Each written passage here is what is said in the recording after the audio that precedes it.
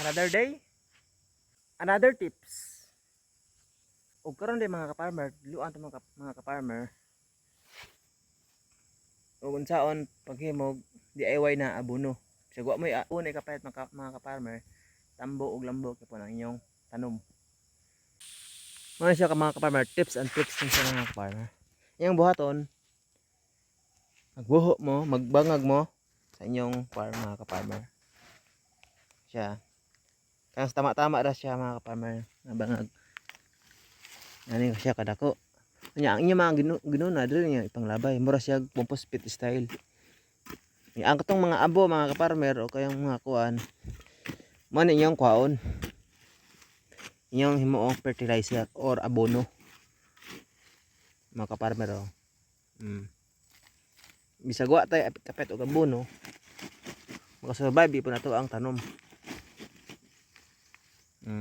Ano yung ibutang sa yung mga tanom. Mo na ito ibutang sa tong alugbati sample. Ano natin nabot yung mga farmer o nasugad na siya kalambo. Mo na itong ibutang. Sa gawin abono, okay lang. Diskarte lang tayo. Mga farmer, diskarte. Yan ang diskarte. Walang pangpalit og abono.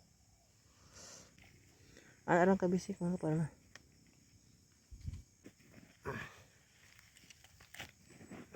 O, naka. Nagsaka ko sa kapunuan. Kasi, purpose ni mga ka-farmer, pawala sa insekto. Mahalok ang mga abo. Abono pa ni sila mga ka-farmer. Muna gitawag ang decompose. Yung i-compose ang mga waste, mga sagbot. Ano nang ka-basic? Ang gibutan nga para farmer, oh, yan po na siyang sugod itong alugbati. Inaan to siya. Kini mga ka-farmer, oh.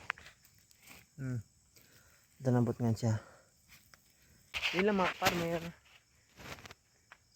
Sana'y makita itong video na to. At paki-like na rin and share mga ka-farmer.